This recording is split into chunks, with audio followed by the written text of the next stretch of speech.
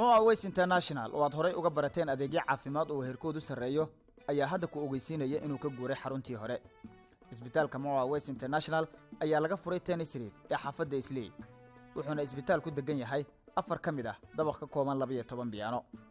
Moa Waste International ayaa ku haya adeegyo uu heerkoodu sareeyo, waxaana intaa dheer in lagu soo kordhiyay qalab caafimaad oo aad u tayeysan. qalabka baaritaanada ee lagu soo kordhiyay isbitaalka ayaa ah kuwa casri ah oo aan weli noocooda lagu arag gudaha dalkan Kenya, kuwaas oo ay ka mid yihiin qalabka lagu ogaado xanuunada ku dhaca kaliyaha, wadnaha, beerka iyo inta badan urku jirta. waxaana isbitaalka ka howlgala dhakhaatiir ka timid dalalka qaaradda Yurub sida dalka Jarmalka oo ka mid ah dalalka ugu horeeya caafimaadka caalamka oo dhan. isbitaalku wuxuu leeyahay qaybo kala duwan oo qaabilsan adeegyada degdega ah, bukaan socodka, bukaan jiifka, qaybta dhallaanka iyo qaybta haweenka umulayo. Moa Waste International Hospital wuxuu kaloo ku hayaa adeega caymiska caafimaadka qaran ee NHIF-ka, kaasoo qofkii kaar wata uu si fudud isugu daweyn karo. haddaba kaalay oo maanta soo arag Moa Waste International Hospital si aad u hesho daweyn iyo talooyin caafimaad. wixii faahfaahin intaasi dheerna kala soco nambarada shaashada kaaga muuqda.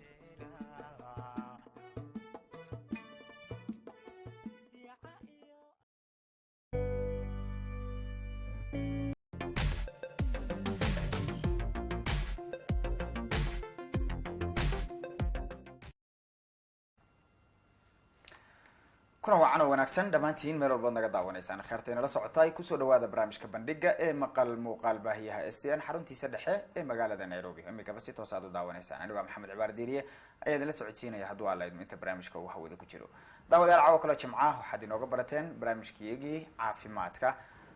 markaasi baajiri xasanaad la soo koobi karana ka sii Dr. Cali Maco Aways iyo xaruntiisa International waa markaas Moa Waste International Hospital oo markaa iyaguba hawshaas inoo wada, taasoo markaa ay ugu talagaleen guud ahaan daawadayaashu inay kala qayb qaataan wixii tala iyo tusaale oo ay siinayaan ee ku aadan dhanka iyo waliba sidoo kale badqabka qofka bini aadamka iyo caafimaadkiisa waxyaabaha muhiimka ah.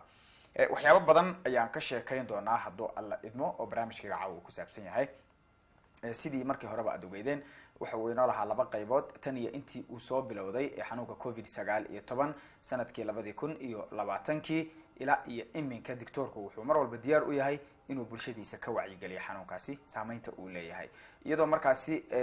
ay tahay mid kamid ah waqtiyadiisa ugu badan inuu geliyo sidii markaa bulshada uu uga wacyi gelin lahaa mar walba ee xanuunkaasi haday tahay inuu wax qoro ama haday tahay in markaasi uu soo fariisto warbaahinta la iska arko sida TV-ga iyo waliba sidoo kale goobaha kale ee markaasi baraha bulshada iyaduna ay kamid yihiin oo mar walba uu u taagan yahay ka talasiinta dadka saameynta iyo khataraha kala duwan ee uu leeyahay dhinaca xanuunkaasi. qaybta labaad ee barnaamijka iyagu waa qaybtii markaasi iyaduna aan ku falanqeyn jirnay barnaamijka gaarka ah ee aynu ugu talagalnay daawadayaasha.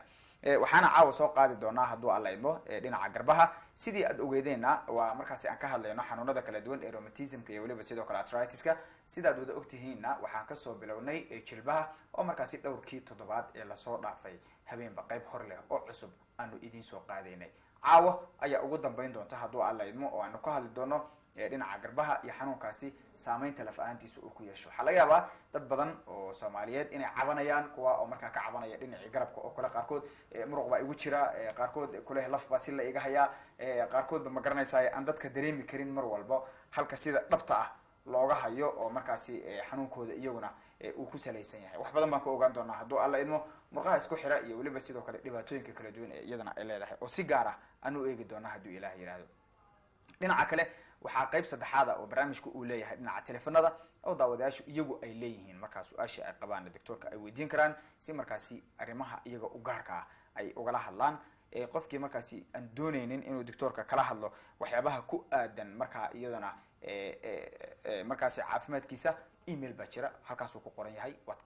kala soo hadli kartaa hadduu alla idmo. haddaba fariinta aad rabtaad inta soo qorto doctorku kaaga soo jawaabaya iyaduna hadduu alla idmo. waxaan kaloo rabaa inaan idinku baraarujiyo xarunta markaasi Moa Waste International Hospital waa xarun markaasi ayaduna aad ka heli karto daweyn iyo waliba sidoo kale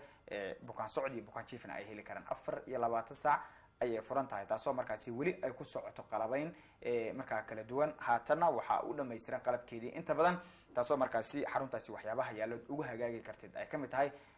shaybaar casri ah oo la isku hubo kaasoo markaasi lagaaga baarayo dhammaan cudurrada aad qabto oo mar kaliya markaas adiguna lagaaga baarayo taa lagu ogaanayo hadday tahay kuwa wadnaha hadday tahay keliyaha hadday tahay sambabada iyo weliba sidoo kale waxyaabaha kale oo ay kamid yihiin cudurrada haweenka oo markaasi iyaduna ay kamid tahay dadka markaa iyadoo dhalmada ku dhiban alla ayaa bixiyo doctorkuna dadaal fara badan iyaduna uu la geliyo ilaahay gacantiisa uu ku daweeyey dad badan oo markaa muddo badan iyaduna arrimahaasi la tacaalayay ama dhibaatooyin kala duwan ay ka haysan hase haatee takhasuskiisa weyn uu yahay cudurrada markaasi iyaduna uur ku jirta oo markaa dadka dhibaatooyinka ka qaba halkaasi iyaguna uu la tacaali kara hadduu aleedmo hase haatee barnaamijkaygaan si anba qaadi doonaa goordhow marka horesan soo dhaweeyo doctor cali macaawis doctor soo dhawo بسم الله الرحمن الرحيم محمد عبار ديري aad baan kugu mahad celinayaa marka xigta waxaan rabaa inaan u mahad celiyo STN Star TV shaqaalaheedii iyo madaxdeedii meel kasta ay joogaan adduunka dacaladeeda inaan iraahdo aad baad u mahadsantihiin fursadan wanaagsan aadna siinaysaan anagoo wada jir ah ummadda Soomaaliyeed tala dhakhtar wacyigelin iyo wax walba inaan ka siino marka xigta waxaan rabaa inaan salaamo ummadda Soomaaliyeed meel kasta ay joogaan adduunka dacaladeeda intana daawanaysa intana daawanayninba inaan iraahdo waliba khaasatan reer Kenya oo waqti xaadir la joogo salaamu calaykum waraxmatullaahi wabarakaatu وعليكم السلام ورحمة دكتور أدي أضبط ما حسنت هاي سلام كدي بحن ملاي فليا إن دمان بقى مركزي يجونا داودياشي أنا وأنا كاوض قادني سلام تاس سيدا عادي إنه هاي تحن برامج كي يكون بلا بجرني قيبتي سي كوفيد سجال طبعا ومركزي يدو وعيقلين أنك سمين جرني ما حسوكر لي حقو حالك وحد مريا طلال دي لقاتين حالة فهمي ما حد يندو كسوكر لي مركز لقال لي حنوكاس بسم الله الرحمن الرحيم محمد عبار ديري مركوبات يا مرلبات يا مرسدحات بونكو mahad celinaya marka aan dib ugu soo noqdo topiga aan ku bilaawno markastaba aan ka hadalno COVID-19 coronavirus waa cudur adag runtii aan la yaraysan karin cudur aad iyo aad u adag weeyaan lama yaraysan karo cudurkaas wuxuu u badan yahay inuu dilaa yahay ilaah baa wax dila laakiin cudurkaas waa khatar markii hore waxay ahayd alfa oo dad badan ku dhamaaday kuwaas dee lama aqoonin sida looga hortago iyo sida loo daaweeyo lama aqoonin dagaalkiisa marka la soo galay waxa ay mid gamma la yiraahdo hadda mid delta la yiraahdo ayaa rafaad badan dadka ku dhigay oo dilaa ah hadda waxa soo baxay nin la yiraahdo omicron cudurkan laftiisa wax fudud ma aha laakiin hadda adduunkii waa ku kala gedisan yahay dadna waxay leeyihiin hadda maantadan South Africa waxay soo saartay professora soo saaray waxay yiraahdeen omicron dadka ma geynayo ma aragtay emergency in ICU lagu gali maayo waxa lagu gali maayo laakiin qufac xun baa ku dhacaya qandha ku imaanaysa kor xanuun baa ku imaanaya waliba khaasatan dadka tilaalan weeyaan kuwa intaas gaaraya kuwa aan tilaalnayn wuu dilaya marka cudurkan cudur la fududaysan kara maba aha laftigiisa maxaa dhacay de haddaan tilaalleen dhibaato ku geysanaya markii hore waxay ahayd dadka dhalinyarada ah iyo dadka yaryar ammaan bay ka heli jireen oo kuwa cudurrada qaba sida sokorta iyo dhikarka iyo beerka laga hayo iyo lafaha iyo keliyaha laga dhaqo iyo naagaha uurka leh iyo kuwaas markii hore uu dhibaato ku hayay hadda dhalinyaradii dadkii yaryaraha laftooda ayaa la soo galay ayaa dhibaatadii ay marayaan dad badan ayaa jira hadda bal fiiri 1,200,000 oo qof ayaa mataqaana Mareykanka 140,000 waa Ingiriiska maxaa la yiraahdaa Jarmanka iyo meelahaas 100,000 adduunka dhan buu hadda xoog ugu saaqay marka reer South Africa waxay leeyihiin hadda iskuulada waa la tagay laakiin waa in mask la qaataa madaxweynaha Mareykanka wuxuu yiri maskarka waa in qaadataa waa in markasta gacanta dhaqataa ka dheeraataa hadii labada tilaal iyo boostaha mid la yiraahdo dad qabto saddexaad marka mar saddexaad geedkan ka hortag buu leeyahay ka daba tag male ka hortagiisa ayaa waxa kamid ah sanka inaad ka xirato gacnaha inaad ka dhaqato bulshada isu imaanaysa sida la bariga arooska iyo waxa lamid ah inaad ka dheeraato runtii taas ayaa muhiim ah koow marka labaad waxaa muhiim ah ka hortaga talaalada oo kuwa ugu fiican hadda waliba hadda nafta Kenya xataa laga helo biotech Pfizer mid la yiraahdo waxaa kaloo jira mid la dhaho mataqaana Moderna mid waxaa jira la yiraahdo Johnson and Johnson mid waxaa jira oo mataqaana UK ka soo baxo la yiraahdo AstraZeneca mid kaloo waxaa jira mataqaana Russia agagarkeeda uu yaalo Sputnik la yiraahdo mid kaleo waxaa jira china kasoo baxo chinovac la yidhahdo laftigiis kulligood haddaad fursad u hesho kulligood way fiican yihiin qaado marka tilaalka aad qaadato waxbaad dareemaysaa aniga haddaan idin sheegaya xoogaa yaroo murqo xanuun xoogaa yaroo qandho jajab burbur hal maalin 24 saacadood maalinka labaad wuu kaa baxaya intaas keliya dareemaysaa laakiin jirkaaga difaaca u dhisaaya difaaca hadduu dhiso waa ka hortegaya cudurkan coronavirus ma aha wax dilaya waa bacteria adiga jirkaaga ku jiro oo adiga caadi ku ah oo isbedelaya kaasaa sambabka cunaaya oo keliyaha cunaaya oo wadnaha cunaaya oo adduun oo dhan dhibaato badan ku gaarsiinaya marka soomaaliye meel kasta aad joogtaan cudurkan coronavirus mid kasta uu noqdaba lama yaraysan karo taxadarkaaga qab talaalkana ha ka jixin dhibaato badan ku imaan mayso anigaan aad ujeedaan hadda wiigii hadda soo dhaafay boosteraan qaatay 2 tilaal muqdisho aan kusoo qaatay AstraZeneca booster hadda Nairobi waan ku qaatay oo mataqaana biotech Pfizer ah wax dhibaato hadda ay haysana malaha waa kan idin la fadhiya marka waxaad yeelaysaan cudurkan yaa la yaraysan waad mahadsantahay doctor dad badan oo qaba xanuunada kala duwan adeeta kuwa kaliyaha dhikarka sokorta iyo waxyaabo la mid ah waxay aaminsan yihiin in saameyn uu ku yeelan karo dhanka talaalkaas taas waa kow labo waxa ku jirta suuqa ama dadka intiisa badan laga dhaadhiciyo gaar ahaan Soomaalida kulay meesha kala timid ayaga yaqaana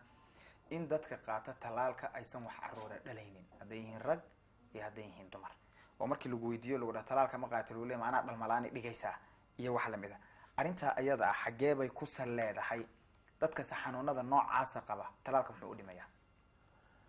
maxamed baardiiriye su-aashaan waa su-aal aad iyo aad muhiim u ah haddaan runta kuu sheego aniga calimaco ah sanadkii 2000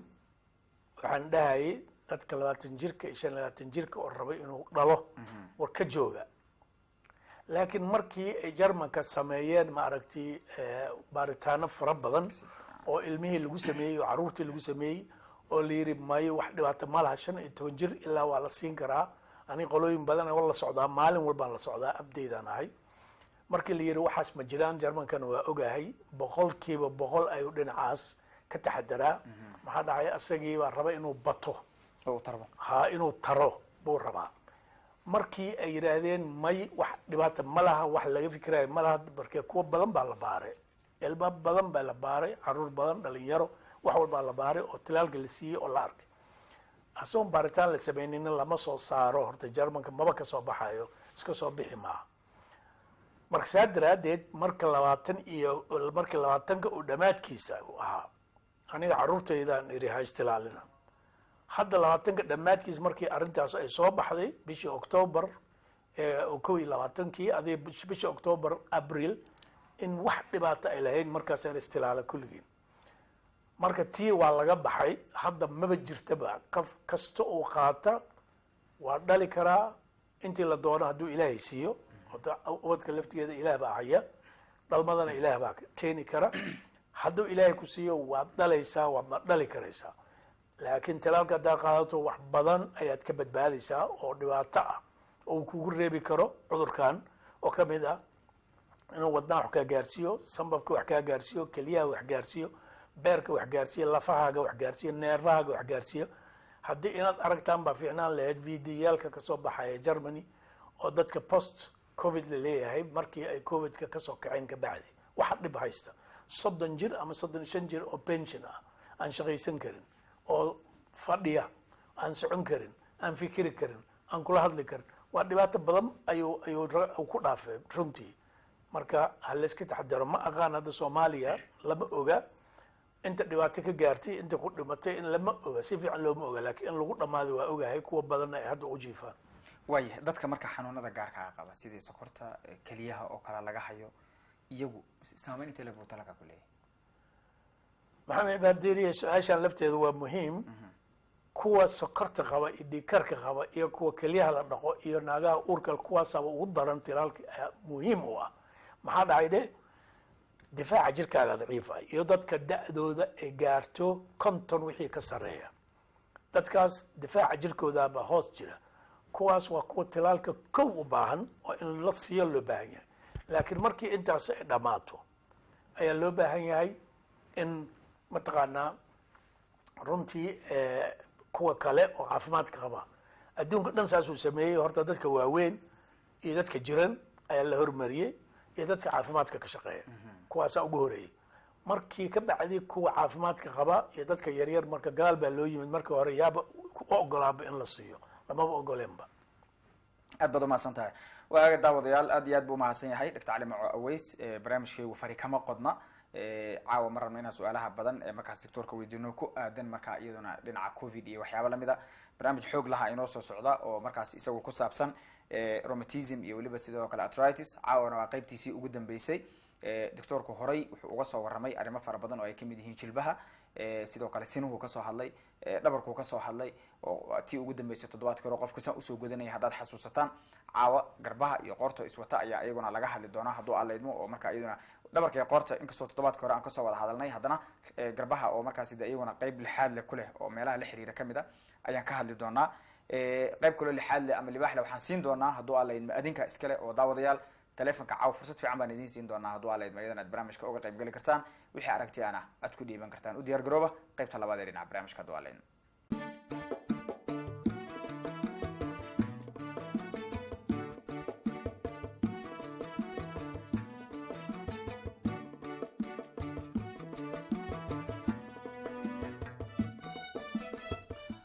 moa ways international oo aad horay uga barateen adeegyo caafimaad oo heerkoodu sarreeyo ayaa hadda ku ogeysiinaya inuu ka guuray xaruntii hore isbitaalka moa ways international ayaa laga furay tenny street ee xaafadda islii wuxuuna isbitaal ku degan yahay 4 ka mid ah dabaq ka kooban 12 biyaano moa ways international ayaa ku haya adeegyo uu heerkoodu sarreeyo waxaana intaa dheer in lagu soo kordhiyey qalab caafimaad oo aad u tayaysan qalabka baaritaanada ee lagu soo kordhiyey isbitaalka ayaa ah kuwa casri ah oo aan weli noocooda lagu arag gudaha dalkan Kenya kuwaas oo ay ka mid yihiin qalabka lagu ogaado xanuunada ku dhaca kaliyaha wadnaha beerka iyo inta badan urku jirta waxaana isbitaalka ka howlgala dhakhaatiir ka timid dalalka qaaradda Yurub sida dalka Jarmalka oo ka mid ah dalalka ugu horeeya caafimaadka caalamka oo dhan isbitaalku wuxuu leeyahay qaybo kala duwan oo qaabilsan adeegyada degdega ah bukaan socodka bukaan jiifka qaybta dhallaanka iyo qaybta haweenka umulayo moa ways international hospital wuxuu kaloo ku hayaa adeegga caymiska caafimaadka qaran ee NHIF-ka kaasoo qofkii kaar wata uu si fudud isugu daweyn karo haddaba kaalay oo maantaba soo arag moa ways international hospital si aad u hesho daweyn iyo talooyin caafimaad wixii faahfaahin intaasi dheerna kala soco nambarada shaashadda kaaga muuqda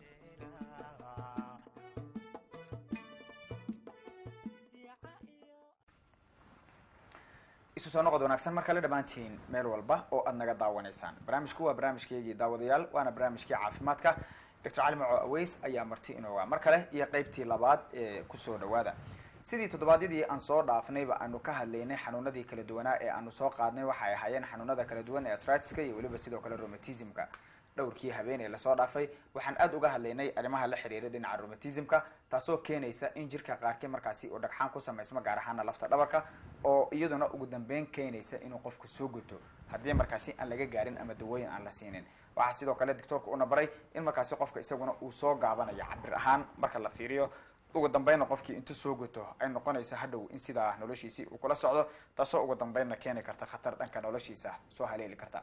haddaba caawa waxaanu ka hadli doonaa hadduu alla idmo dhinaca garbaha gaar ahaana xanuunkaasi rheumatism-ka isaguna uu galo haddaba waxaan sidoo kale soo baranay toddobaadkii tegey waxa u dhexeeya tufta soomaalida ay sheegto ama riixda waxaa la yidhahdo iyo weliba sidoo kale ee rheumatism-ka taasoo in badan oo kamid a dadka ay dab isku dhejiyaan kuwo kalena markaasi iyaguna lagu istaago lagu joogjoogsado iyadoo ugu dambeynna keenta in qofka lafihiisa mid kamid a ay jabto ama ay isdaba maraan ugu dambeynna in la kabo isagu loo baxnaaniyo bedelkii dawo iyo lagala dagaalami lahaa rheumatism-kaasi iyo waxyaabaha lamidka haddaba caawa ayaan mar kale eegi doonaa bal hadduu alla idmo iyadoo doctoorku weli uu inoo joogo bal garbaha iyo saamaynta iyaduna ay dadka ku leeyihiin iyadoo la ogyahay in dad badan oo kamid a soomaalida oo markaa iyaguna garbaha ku shaqaysta ama wax ku qaada laftigooda rheumatism-kaasi waxyaabaha lamidka dhibaatooyinka iyaduna uu u keeni karo maadaama jirka intiisii kale culayska loo saadaalinayay rheumatism-kaasi inuu keenayo doctor soo dhawo mar kale bismi illaahi araxmaan iraxiim maxamed cibaar diiriye aada iyo aad baan kugu mahad celinayaa soo dhaweynta aad soo dhaweynayso marka xigta topiga haddii aan caawa rabno inaan ka hadalno usoo noqono garbahaan rabnaa inaan ka hadalno caawa iyo qoortaas garbahaas waxaa dhibaato u keeni kara dad badanaa ku dhahaya garabka ma qaadi karo, xanuun baa halkaas iga haya, intaasoo maalmood ma qaadin, intaasoo wiigag ma qaadin, intaasoo bilood ma qaadin, gacantiiba mii qaadmayso ayaa dad ku dhahaya. dad waxaa jira ku dhahaya murqa xanuun aan dhammaanin iska taagan ayaa jira. marka waxaa jira cudurada waxa keena bal horta hore ayaan idin sheegaya. haddii adiga dariisha gadaashaada ay ka furan tahay aada fadhido oo hawa kugu dhacdo, kolba aria la dhihi jiray soomaaliya, ya hawadaas dee kugu dhacdo murqa xanuun buu keenaya. laakiin kaas waa wax basiid ah, haddii daawooyin fudud aad ka qaadato markiiba wuu kaa baxaya. haddiina uu kugu xumaanin oona mataqaana qabowgaas uuna hoos u degin. cudur oo dhan qabow buu ka bilowdaa, horta saas inaan u sheegaan rabaa soomaalida. cudur kasto oo gudaha jirkaaga urku jirta ay qaado, ama sababka ahaado, ama keliyaha ahaadeen, ama mataqaana caloosha ahaadeen, hawo ayay ka bilaabataa. ko hawadaas dee kugu dhacdo ayaa dhibaato ku imaanaya, inkastoo caloosha marka waxaad cunto ay ku xiran tahay iyo waxaad cabto. marka garbahaas waxaa ku dhici kara rheumatism siduu wariyaha u sheegay, soomaalidana u taqaano tuf ama riix ay u taqaano. waxyaalaha qaarkood oo soomaalida ay samayn jirtay weligeed wax fiican waaye, waxyaalaha qaarkoodna maba wanaagsanaba. gubitaanka iyo wax uu soo kordhinaya ma laha. markii lagu gubo xanuunka, gubitaanka markuu ku hayo, kii kalead ilaaweysaa, markuu xanuunkaas bogsado wuu kugu soo noqonaya. meel kasta laf kasta ay ahaato lagaa gubo ama lagaa sarsaro ama wax kasta la suubiyo. horta taasu waxaad ogaanaysaan waa gubitaanka waxma. laakiin waxyaalaha wanaagsan ee soomaalida aada u suubiso wanaagsan waxa waaye daliig, in la daliigo. hadda adduunka horu maray waxaa la yidhahdaa physiotherapy baa la yidhahdaa. waa la daliigaa, waa lagu masaajeynaya, waa la sameynaya. wax kale maaha, meel dhan baa loo furtay oo lagu masaajeeyo. cisbitaalkayga xataa waa laga helaa meel lagugu jijiido iyo lagugu ceersado. saas ayaa jirta. marka haddii uu yahay cudur murqahaasayta oo kaa galeed uu yahay wax dhib ma laha. laakiin waxaa jira cudurka artritiska la yidhaahdo, cudur kamid ah oo gelaya garbaha. haddii garabka ma qaadi karo, haddii aada maqasho artritis, osteoartritis ay u badan tahay, markee labadaas garab isku jira ayaa mataqaanaa dhacaan ku jira ayaa dhibaato gaaraysa. meeshii baa use garaynaya, marka osteoartritis ama artritis wax la yidhahdaa galaya. laakiin rheumatismka markaad maqasho, garbaha maba qaadi kartid, ma dhaqaaqi kartid, garbaha dhaan ku qaloocanaya. haddaan wax laga qabanina sida u dhaqsaha badan waa ku haraysaa, saasaad dhaqanaysaa. waxaad arkaysaa dad badanoo saa u socda aana garbaha qaadi karin, dhaqaajin karin. rheumatismku kamid yahay. cudur kaleo waxaa jira fibromyalgia la yidhaahdo, murqahu galaya. myalgia markaad maqasho waa muruq, afqalaadka markii lagu macneeyo muruq weyaan. murqahaas iyo kan garabka looxda ah ayuu kaa qabsanaya. hadduu qabsado maxaa dhacaya? xanuun joogta ah. marka waxbaad ka qaadanaysaa, waxbaad ka cabaysaa, waxaad toobinaad tegaysaa, waa lagu toobayaa, wax walba nothing. marka takhtar u tagto waxba laguma hayaa lagu leeyahay, raajaa la saaraya, waxba la saaraya, waxba male, buufisaa ku galaya. marka waxaad adiga laftaada waxaad isdhahaysaa ma anaa waalan mise waaba xanuun waaba hayaaye xaggee buu ka yimid. marka inta takhaatiir garan kartaaba yar. fibromyalgia lama garan karo, buufisna waa ku gelinaya. marka fibromyalgiga sida loo daaweeya aada iyo aad ba adag tahay. horta garashadiisa dhib badan marka la garto ka bacdi, laakiin sida loo daaweeya ayaa aada u dhib badan. waxaa jira cirbadooyin oo jermanka laga suubiyo. cirbadooyinkaas haddii lagu suubiyo waa nafisaysaa, nafis badan aad helaysaa. daawooyin qaarkooda neuropathic treatment wax la yidhaahdo haddii lagu siiyo wuu kaa degaya, aad buu kaaga degaya. marka fibromyalgia waxa uu ka mid yahay rheumatismku ka mid yahay. laakiin haddii dhiiggii baarto, haddii wax kasta raaja saarto, meel kasta MRI geliso, wax nothing ma laha, maba arge. waa marka ku wareeraysaa, adigii baa wareeraya oo wareer ku galaya. marka fibromyalgiaas waa jiraa, rheumatismku ka mid yahay. marka rheumatismka muruqa wuu galaa, lafahana wuu galaa, weliba kala goosyada. muxuu sameynayaa? halkaas wuu gelayaa, halkaas wuu gelayaa, halkaas wuu gelayaa. marka faraha wuu gelayaa, adigii baa saa u qaloocanaya oo saas noqonaya oo saas dad saas u socdaad arkaysaa aan dhaqaajin karin. wax kale maaha rheumatismkaasaa u burburiyey ka naqasha male. rheumatismku wuxuu ku xun yahay haddii dhibaatadiisa ay ku gaarto si lagaaga ceshiyo waa dhibaato miiran. waa nin wiigii hore ninkii soo qalloocanaya aan arkayna rheumatism waa intuuna qalloocan waa lagu celin karaa tooskiisa haddii cirbadooyin iyo kaniino fiican oo rheumatismka loogu talagalay weliba qaar chemotherapy la yidhaahdo loogu talagalay marka la siiyo wuu taagnaanayaa dhibka waa ka dhamaanaya. haddii laakiin uu sugo soomaalida say u badan tahay way sugaan horta markay soo qalacdoona loo geeyaa ama markay saas soo noqdaan waa dhibaato. marka cuduradan waxaa loo baahan yahay ka hortag marka aad dareentaba inaad u cararto. murqahaas haddii lagaa qabsado dhakhtar u tag. dhakhtar haddaa u tagto waa la fiirinayaa oo lagu arkayaa haddii wax kaa waaya hadduu dhakhtarka aqoontiisa lahayn haddee waa ku soconaysaa adiga ilaa abadiyan. maxaa hadhowdii ku imaanaya waxaa ku imaanaya garabka oo dhan balaaya kaaga socsocota qarar maanta dhan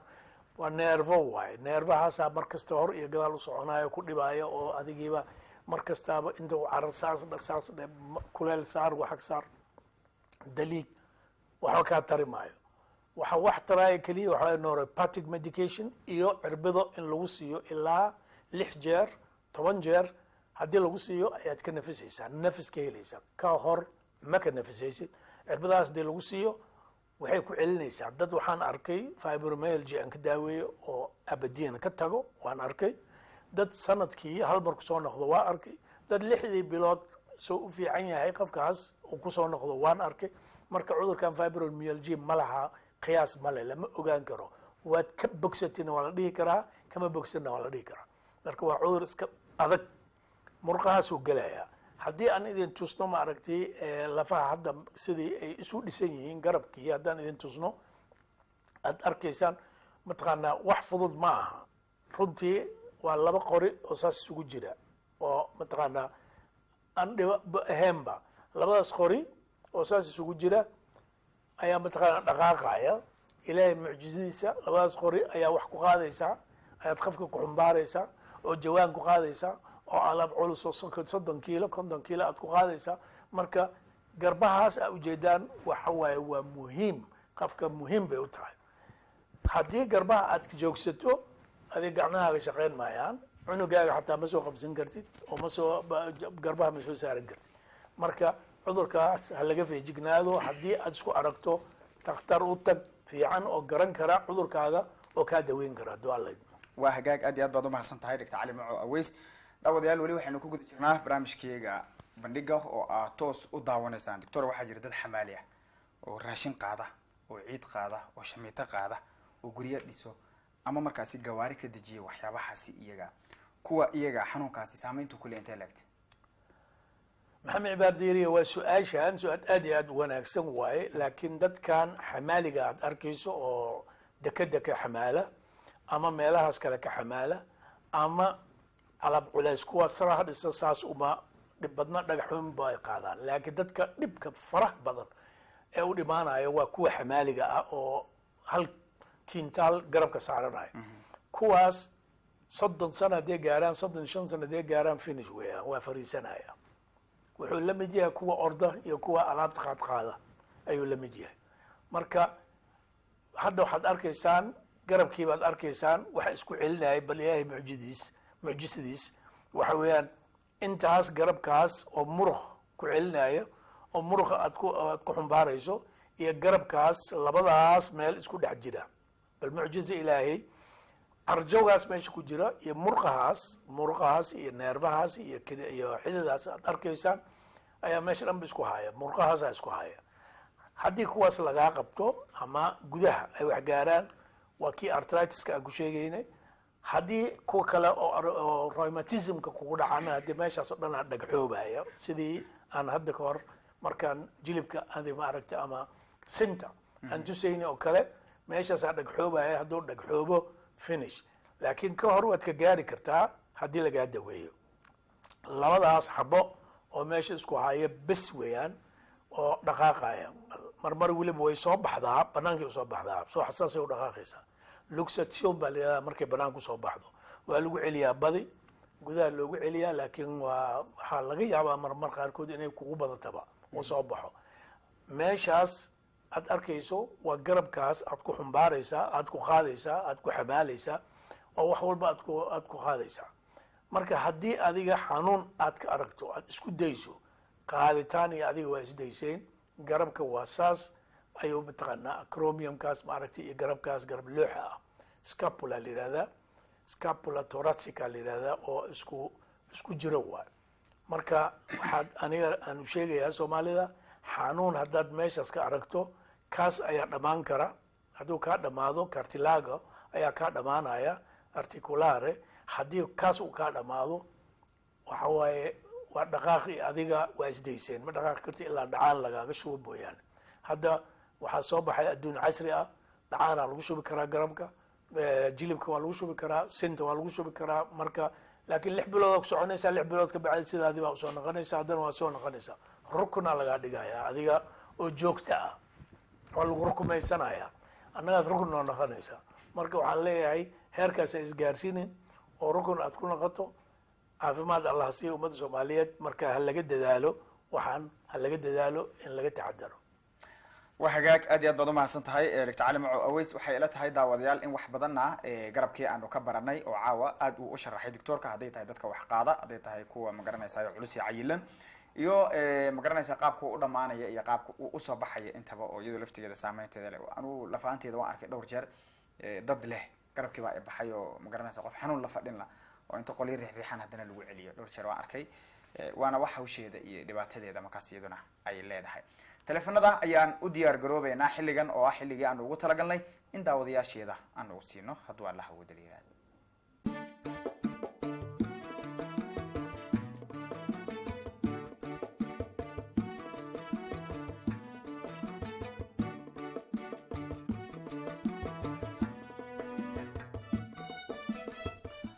Moa Waste International oo aad horay uga barateen adeegyo caafimaad oo heerkoodu sareeyo ayaa hadda ku ogeysiinaya inuu ka guuray xaruntii hore. Isbitaalka Moa Waste International ayaa laga furay Tennis Street ee xaafadda Islii. Wuxuuna isbitaalku degan yahay 4 ka mid ah dabaq ka kooban 12 biyaano. Moa Waste International ayaa ku haya adeegyo uu heerkoodu sareeyo, waxaana intaa dheer in lagu soo kordhiyay qalab caafimaad oo aad u tayeysan. Qalabka baaritaanada ee lagu soo kordhiyay isbitaalka ayaa ah kuwa casri ah oo aan weli noocooda lagu arag gudaha dalkan Kenya, kuwaas oo ay ka mid yihiin qalabka lagu ogaado xanuunada ku dhaca kaliyaha, wadnaha, beerka iyo inta badan urku jirta.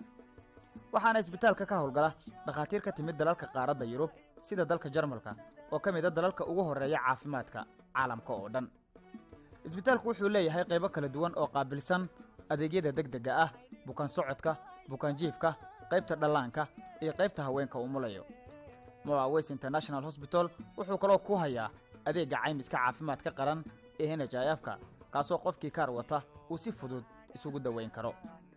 haddaba kaalay oo maantaba soo arag Moa Waste International Hospital si aad u hesho daweyn iyo talooyin caafimaad. wixii faahfaahin intaasi dheerna kala soco nambarada shaashada kaaga muuqda.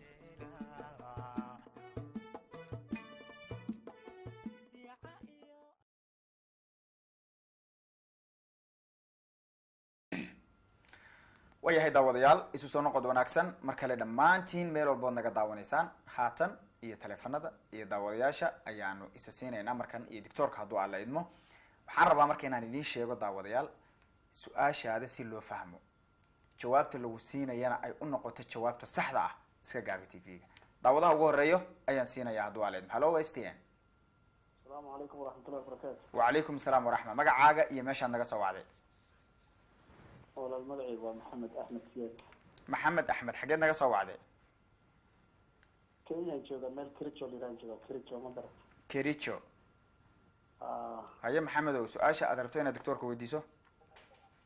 walaal waxaan doonayaa inaan weydiiyo doctorka maniyahow laga soo bilaabo 2005 ilaa hadda muddo markaan joogaba waxaan dareemaa anoo iska fiyow oo caafimaad qaba ayuu madaxa maxaan dareemayaa indhaha ayaa wareer baan dareemayaa ma garat wareer baad dareemaysaa waaya markaan wareerka dareemo kabacdi wixii horteyda oo laba ay noqonayaan saddex ay noqonayaan wixii micnaha shucaaca ay ku furmaayo yeelo iyo guduud iyo cagaar waxba indhihi mirq ay leeyihiin ma garat waaya marka bacdi waxbaan arki waayayaa shaqadii aan hayay waan iska daynayaa muddo adiga 30 daqiiqo ka bacdi waxaa i xanuunaya marka madaxa wuxuu i xanuunaya maxaa ka galay ma garan si wanaagsan waa inaan marka ama seexdo oo dhulka isku celiyo amaba ma garatay aan matago markaas ka bacdi baan haddana caafimaad helaa ma garatay si fiican hadda maantadaan la jooga saacadii subaxii aroortii ayaa laga qabtay dadka muddo buu andii sidee noqdeen xanuunku wuu bilaabay alxamdulilah marka dambana xoogaa baa yara saacadii laba ragcadood iska tago iska saac ilaahay baa bari waana caynta ma garan maxamed tan iyo intaa marka wax dhakhtara inta aad tagtay baaritaano la sameeyey wax lagu sheegay ma jiraan walaal isbitaallo badan waan tegay inkastoona hadda isbitaal hadda oo micnaha aan buusheed aan tegin isbitaal oo niman cadiin ay leeyihiin oo ku yaalla meesha la yidhaha naro county ayaa tegay si fiican marka madaxa computer ayay iga saareen waxay dhaheen annaga haddee isbitaalka america laga leeyahay marka saasada 3 bil ka bacdi usoo noqonaysaa marka u tagay waxay ugu dhaheen madaxa wax ilaahay abuurto oo ku leedahay ma jiraan ma garata aad iyo aad marka aan shaqo yar qabto computer iyo laptop iyo waxaan ku shaqaystaa marka waxaa kaan cabaar adiga ama aan shaqo aan qabtay ma wareertaa muddo badan waa igu bilowday marka si fiican marka dhaqtar maxaa siin karaan Allah idin barakeeyo waad maasantahay da'daadu waa imisa maxamedow yaa walaal da'daadu waa imisa anu afkan yaa faran jiraa 7 yan dhash 44 sano ha waya maxamed waad maasan tahay si fiican ula soco jawaabta su-aashaada hadduu ilaahay idmo doctorkan kugu wareejinaya si qurux badan baad barnaamijka uga qayb gashay waad maasan tahay maxamedow aad iyo aad baan kugu mahad celinayaa aniga iyo STN Star TV oo caawa live aanu fadhino magaalada Nairobi marka xigta waxaan rabaa inaan salaamo ummadda Soomaaliyeed ee degan meesha adiga aad degan tahay magaca si fiican uma hayo Kericho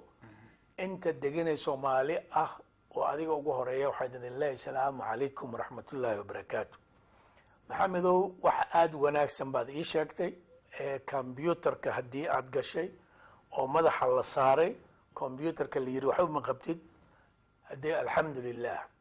maxaa dhacay de badi wuxuu u badan yahay buro haddii madaxa ku jiro ay u badan tahay waxyaalaha aad sheegayso laakiin adiga waxaa laga yaabaa wax la yidhahdo vertigo inuu ku hayo vertigo muxuu ahaa vertigo waxa weeyaan waa wareereysaa lalabaa ku qabsanaysa indhahaagii baa saa sameynaya labaad waxaa arkaysaa iyo saddex ayaad u arkaysaa vertiga la yidhaahdaa waa hal qodob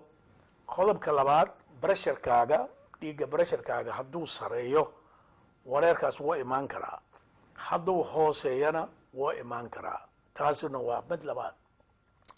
midda saddexaad waxaa jira cudur inta galo tyrod la yidhaahdo oo hormoon ah tyrodkaas laftigiisa wuu keenaa waxaasuu keenaa haddii la baaro hormoonkaas oo T3 T4 TSH la yidhaahdo haddii laga baaro laftigiisa waa la ogaan karaa marka horta intaas ayaa ugu daran markaas kadib infection jirkaaga ku jiro oo maskaxdaadana u gaaran intaasna waa la fiirin karaa waxaa jira xidid halkaan iyo murqaha oo xaggaan ku jiro asaga laftigiisa haddii lagaa qabto markaad saas u saaxato aad saas u tiraahdo wareeraa ku imaanaya wareeri karaysaa meel badan ayaa laga raadinayaa laakiin adiga hadee 2005 ilaa hadda 16 sano subxaan allah waad isku daysay aadaa isugu sii daysay wax la daaweyn karo waaye haddiiba computerkii la yidhi waxba ma jiro oo caddeyn tahay waxa kaloo dhan aad qabto dawo ilaah baa iska leh daawona ilaah haya caafimaadkana ilaah haya laakiin maanta wax aan la daaweyn karin ma jiro waana lagu daweyn karaa hadduu alla waa hagaag waad mahadsan tahay doctore waxay la tahay maxamed in la siiyey markaasi optionno kala duwan iyo jawaabo ku habboon daawadaha kale ee khadka telefonka soo galayo ayaan isaguna dhinaciisa jaleecaya hadduu alla idmo waxaan rajaynayaa sida daawadihii hore si lamid ah inuu uga qayb qaato ama kasii wanaagsan hallo STN khadka xiga hallo waa yahay daawadahaas khadka telefonka ayuu ka baxay waa rajaynayaa inaad dib ugu soo noqoto daawade si aad qayb uga noqoto dhinaca barnaamijkeega hadduu allaha uu wadal yiraahdo ama aragtidaada inoogu soo gudbo waxaan rabaa inaan mar kale u sheego daawadayaashu waxaan idinka codsanayaa mar walba oo aad barnaamijka ka qayb galaysaan inaad gaabisaan dhinaca tviyada si markaasi wanaagsan aan isugu maqalna barnaamijkan aad qaybteena uga noqotaan hadduu alla idmo khadka xigo ayaan siinayaa ee doonaya isagana inuu barnaamijka nagala qayb galo hallo STN hallo hallo waa yahay daawadahaas isaguna isma hayno waxaan rajeynayaa isaguna inuu dib ugu soo noqdo dhinaca barnaamijka hadduu aleydmo oo aragtidiisa inoogu soo gudbiyo daawadayaal iska gaabi tv-ga si aad barnaamijka qayb uga noqoto khadka xigan siinaya mar kale hallo s t n hallo hallo s t n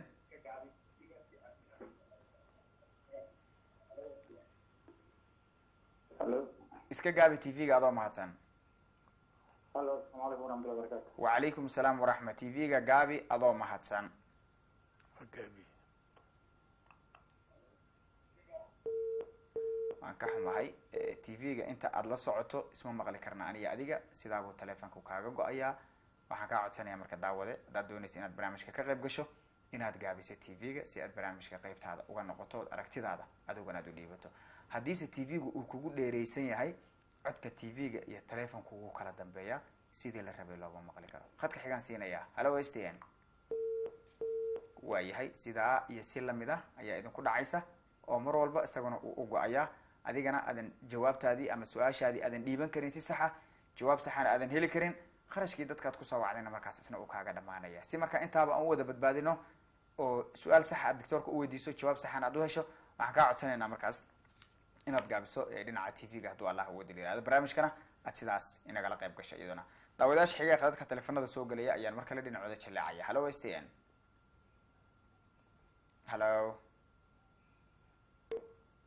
waayahay waxaad moodaa daawadahaasina in asna uu khadka ka maqan yahay hasaatee inuu dib ugu soo noqdo ayaan rajeynayaa mar kale si isaguna bal aragtidiisa uu inoolaga dhiibto barnaamijka oo markaa qeybtiisa isaguna uu naga noqdo waxaan mar kale idinka codsanayaa daawadayaal inaad gaabisaan tv-ga barnaamijkana aad qeybtiisa ka noqotaan waxyaabihii caawa aanu ka hadlaynay laba qaybood buu barnaamijku ahaa mid waxaanu ka hadlaynay qaybtii hore covid 19 halka qaybta kalena aynu ka hadlaynay iyaguna xanuunada kala duwan ee markaa iyaduna ku aadan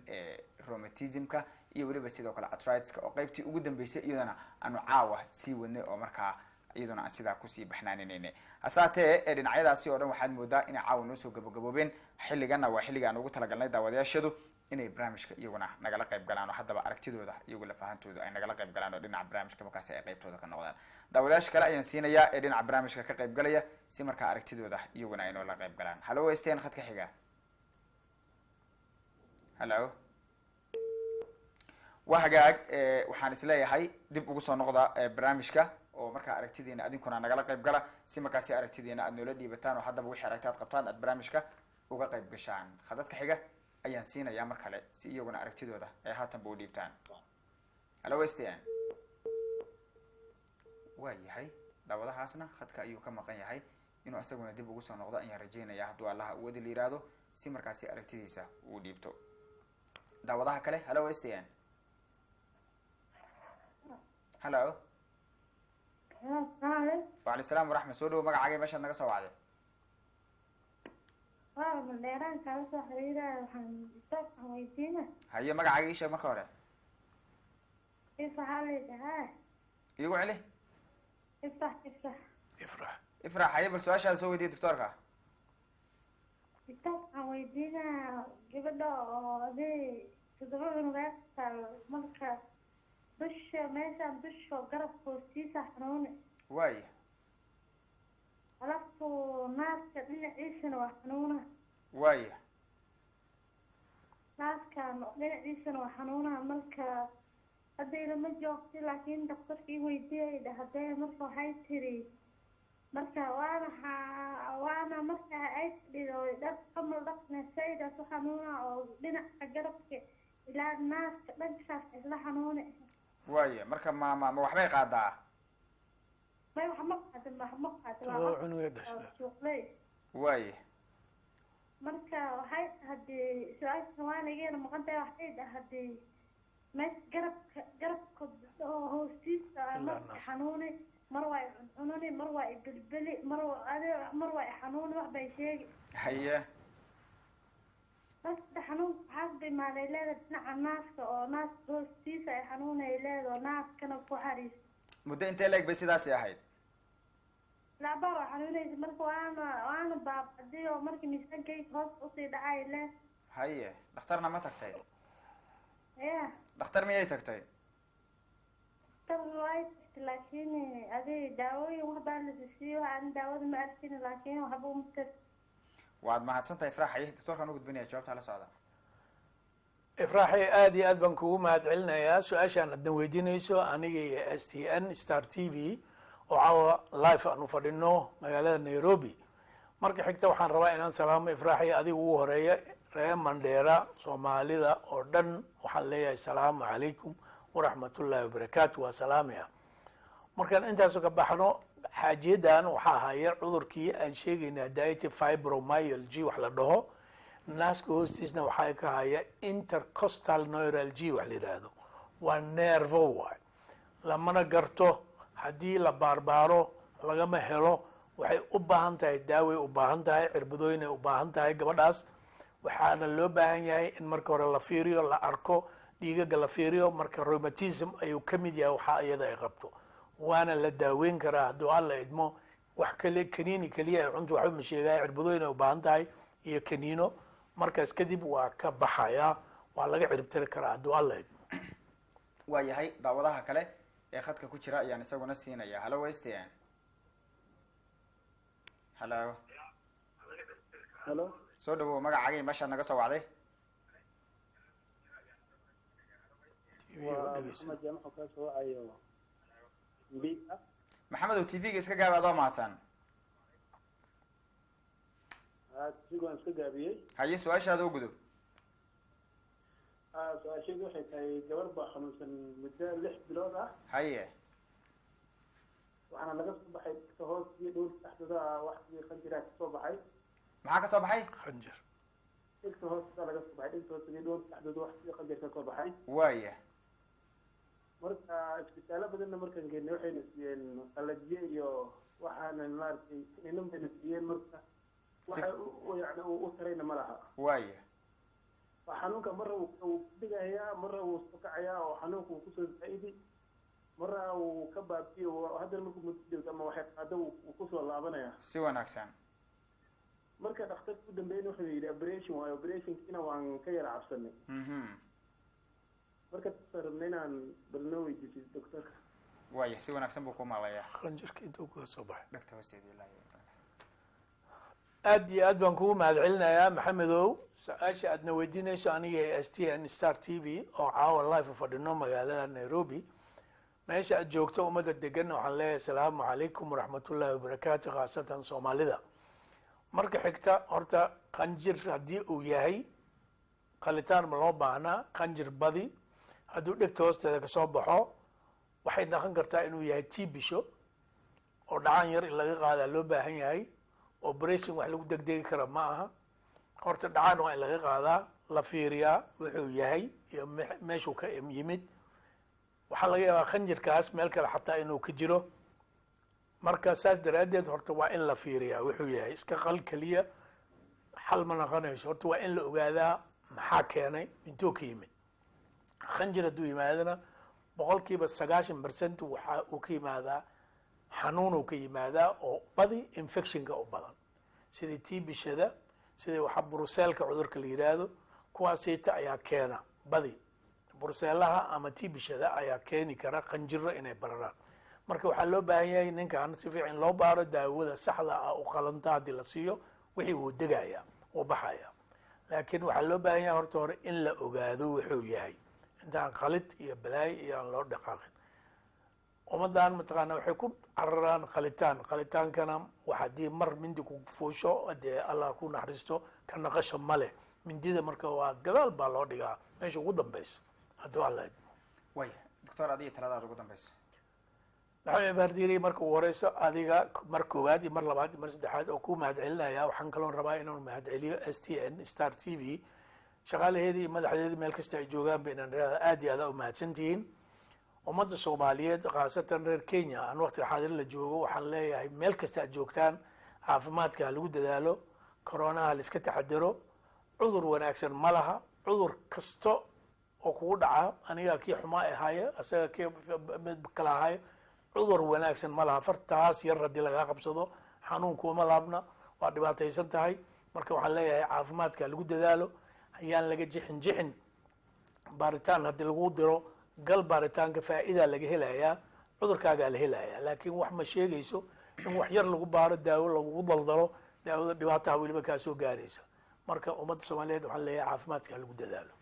aad iyo aad baad umahadsan tahay Dr. Cali Maco Aweys daawadayaal barnaamijkeygii oo toos uga daawanaysaan STN ayaan intaa kusoo gabagabeynaya aniga Maxamed Cibaar ayaa idinla socodsiinayay Dr. Cali Maco Aweys iyo xaruntiisa Maco Aweys International Hospital oo labaduba markaasi inoo huray in ay markaa talooyin iyo tusaalooyin banasiyaan ayaan iyaguna sidoo kale u mahad celinaya tan iyo kulankeena dambe nabadgelyo.